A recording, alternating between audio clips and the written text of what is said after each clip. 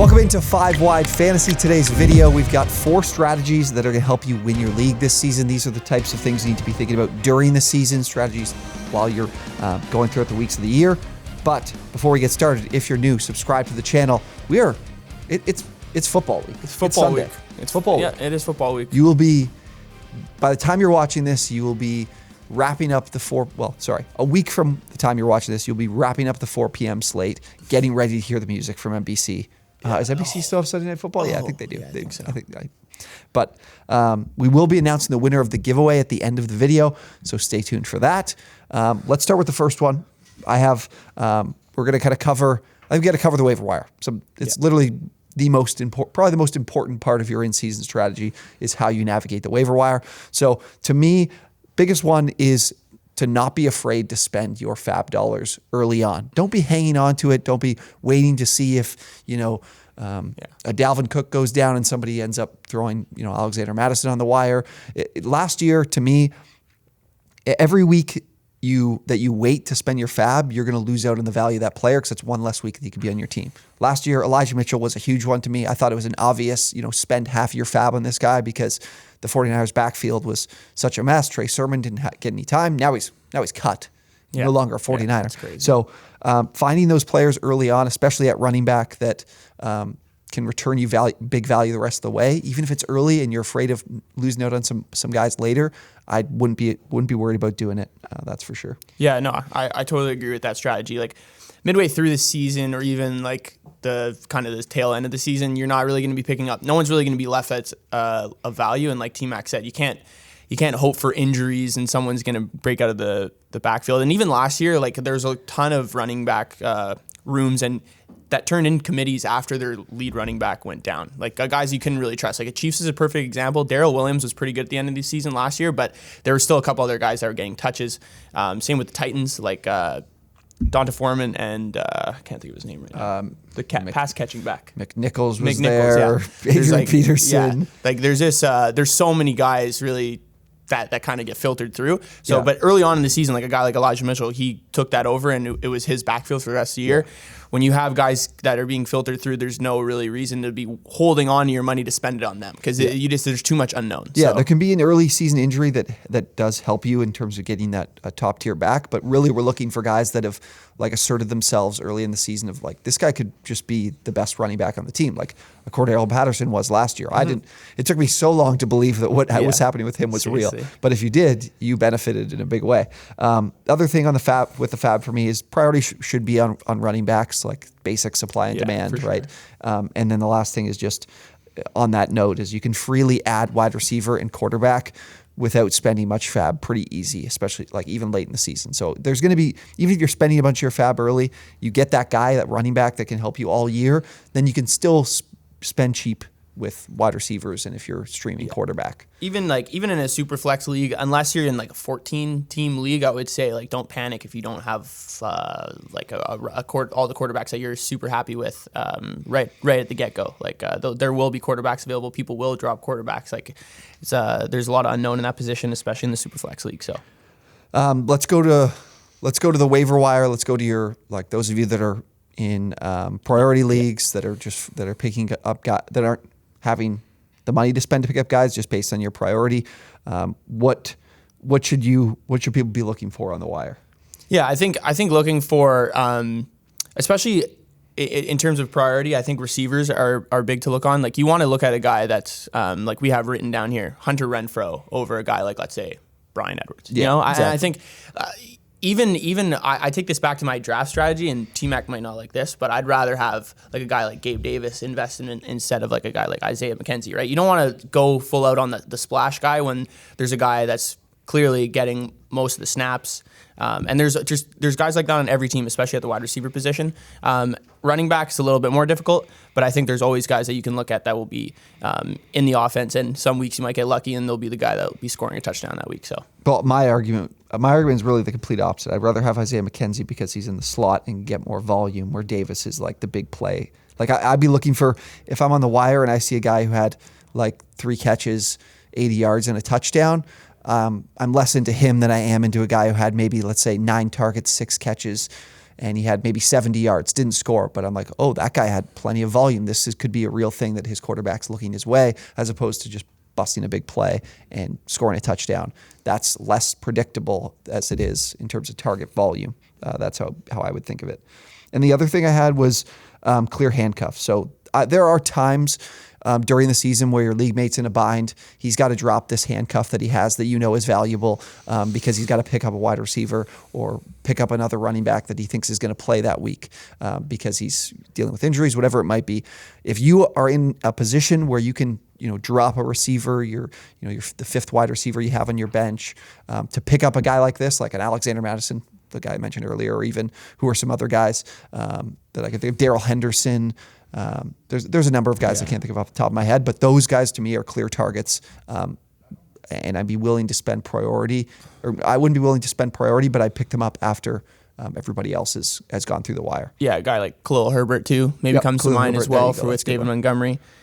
Guys like that are people, like, honestly, a lot of the guys, it'll be the same like year after year, right? In these backfields. Like Alexander Madison has been a handcuff ever since he came in the league, and whenever he does fill in for Dalvin Cook, he's awesome. Khalil Herbert has kind of had the same career trajectory at this point too. So keep an eye on those and make sure you're reading like the practice reports and whatnot, and who's getting the first team snaps after, let's say, a guy goes down and whatnot. Yeah, third thing I have is just always being willing to make adjustments. There are players we fall in love with early. We need to be willing to, if it doesn't play out in the ideal scenario, be willing to drop them. Yeah, 100%. I think the biggest thing for this, in my opinion, is if you have a guy that you took in like the third or fourth round and he goes down with an injury and it says like 4 to 6 weeks, if you can throw him on your IR, sure. But if it's continuing to linger, like, don't hold on to that guy and hope he's going to be back for the playoffs. There's always guys on the waiver wire that you can take advantage of that offer value. So just because he has that flashy name, you want to keep him on your roster. There's definitely other guys out there that will add way more value to your fantasy team week over week until instead of just holding on to a guy until like the very last. It's like anyone who, this isn't the same thing, but anyone who drafted Odell Beckham Jr. in your league is just a complete and utter idiot because he's going to be hanging on to him, especially if you don't have an IR spot. If you have an IR spot, okay, whatever. I probably wouldn't spend a draft pick on him. I'd scoop him up like later on and throw him on my IL. But if you don't have the IL spot, those are the guys you shouldn't be hanging on to because there's so many times where you've hung on to him for like 6-8 weeks and then you're like, okay, I'm in bye week hell. Now I'm finally going to drop him, when in reality you could have found someone that could have been a smart pickup that ends up blowing up, but you passed on him because you wanted to hang on to Odell for another week. Yeah, definitely. Some other ones I'm thinking of, like, we have those, ideal scenarios for a guy like Isaiah Pacheco where it's, he could be the number one running back in one of the highest scoring offenses in the league. If you're not seeing that happen in the first few weeks, that's a guy you should move on. Alberto is someone that, is a late tight end that maybe, ideal scenario could be a solid number 3 option, but he could also be, the fourth option behind, Javonte Williams really getting involved as a pass catcher, and then already Cortland Sutton and Jerry Jeudy who should demand value. We don't want to hang on to these types of players and then be in a spot where we're like, oh, I really don't want to drop this guy. I don't want to get burned by him. And then you're forced to play them instead of picking up someone who can give you better volume on the wire, and you're going to lose yourself a week because you just couldn't sit that, or you couldn't drop that guy. So just don't build too much affiliation and be willing to make adjustments based on how you're seeing even early season performance. Yeah, and I would say there's always a couple of teams in my mind, at least the last couple of years, where you can kind of look at these teams and be like, there's a lot of unknown going into the season. Like, make sure you're keeping an eye on their backfields, even the wide receiver room. Like, a couple teams that come into mind right now, the Chiefs for sure. Like, he already mentioned Isaiah Pacheco, the Ravens backfield as well. We saw a couple guys last year go in and have great fantasy weeks. And right now, like J.K. Dobbins, we're unsure about. Gus Edwards is starting on the PUP list. They just signed Mike Davis. So they signed Kenyon Drake. Oh, Kenyon Mike Davis was there. Mike Davis right there. Just signed Kenyon Drake. Mike Davis. But yeah, there's always going to be those running back rooms that guys just come out of the absolute woodwork and put on a show for your fantasy team. Yeah. So make sure if you're hunting the waiver wire, make sure you're doing it properly. Last one, the one everyone wants to discuss is the trade advice that you need. There's a number of things we have. The first one is just that I absolutely hate, and I think is some of the silliest moves you'll see from casual fantasy football players, is trying to sell a trade to the person you're trying to make a trade to. regardless of whether or not you think this is a no-brainer trade they should accept, you put it together. We'll get into some more strategies of how to put together a good trade, but you put together the greatest trade, they don't want to accept it. Selling the guy and giving him all the reasons why he should accept, even if your reasoning is good, the guy is not going to want to make the trade with you because his ego is like, I'm not going to take this guy's advice and be like, oh, you're right, I'll make the trade with you. It never works. Somebody tell me in the comments when it's ever worked, because I've never seen that scenario work out. Unless it's like a guy who's just super unserious about fantasy football. So, and that just honestly kind of ruins the league, because then one team's just completely overpowered.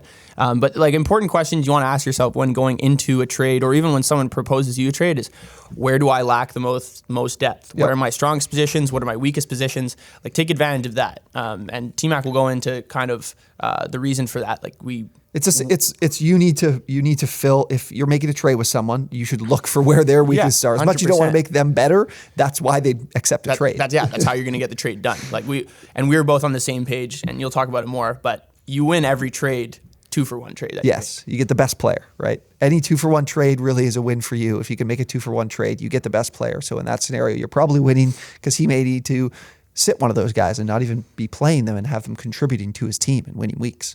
Yeah, no, for sure. And then there's one last, like, we have it on our list. Avoid mass shopping a player. That is important. The one thing it can do, though, if you are shopping a player aggressively one week and then that guy goes off the next week, I've seen it. It's happened to me before, where people will be like, okay, now I really want this guy. Yeah, sure, let's do the trade. But then you're like hesitant. You're like, oh no, maybe I'm going to hold on to him. Yeah. It doesn't usually end up working out in your favor, I would think, half the time, or even 75% of the time. So just be careful of that. I think the way I think about it is, if you're in a league that's not very active and doesn't have separate group chats, the majority of the leagues that I'm in will have, whether it's like on the app, there's a way to talk, like on Sleeper, you can have those chats, or maybe it's in Facebook, text, whatever. Those leagues, I'm avoiding mass shopping players, because you can have someone throw you under the bus in the group chat and be like, hey man, stop sending me the trades for this guy. I don't want him. And then you're kind of pigeonholed in that you're probably not gonna be able to trade this guy, because everyone knows you want to get rid of him. And then they start firing off lowball offers to see what it's going to take, what little small offer it's going to take that results in you getting rid of him. Like J.K. Dobbins misses week 1 and somebody's like, I'll give you James Cook for him. Like, you're going to be tired and get annoyed with those kinds of offers too. Yeah. But if you're in a league that's not active and you want to trade a guy, mass shop, I would say go ahead and do it, because that's going to give you the best chance to have someone accept, I guess. For sure. That's pretty much everything there from the main strategies throughout the year. Why don't we get to the moment that's kept you around? Good job by us to keep you here still. We will announce the winner of the giveaway. Again, $100 of site credit on OwnersBox, and as well a jersey of your choice, an NFL jersey of your choice. And Mr. Julio Rodriguez of the Discord, the J-Rod Truther, he is going to be the winner of the giveaway. I'm looking forward to what he selects. If he's talking about how Julio Rodriguez is so good, maybe it's a baseball jersey. Seattle, it's a Seattle Seahawks jersey. And in that case, who do you want from the Seahawks? Rashad Penny, maybe, is probably the only DK. guy I'd probably take a little bit of investment in at this point. Nobody maybe on DK defense. Too. Nobody on defense. No one. O-line, nope. So interested to see what you pick, but I know you sent me a message in Discord, so I'll shoot you one back and let you know, and we'll work that out. Excited. If it's not one of the players that we've talked about in a positive way, then maybe don't do it. Yeah, maybe we won't get you on. Maybe you'll just take the site credit. Other than that, if you guys enjoyed the video, be sure to like, subscribe to the channel. We're going to be keeping you updated, giving you all the advice throughout the season, player rankings, waiver wire targets, buy low, sell high, anything you need, we'll have it for you this season. Very excited. Week 1 is here. We'll see you guys in the next one.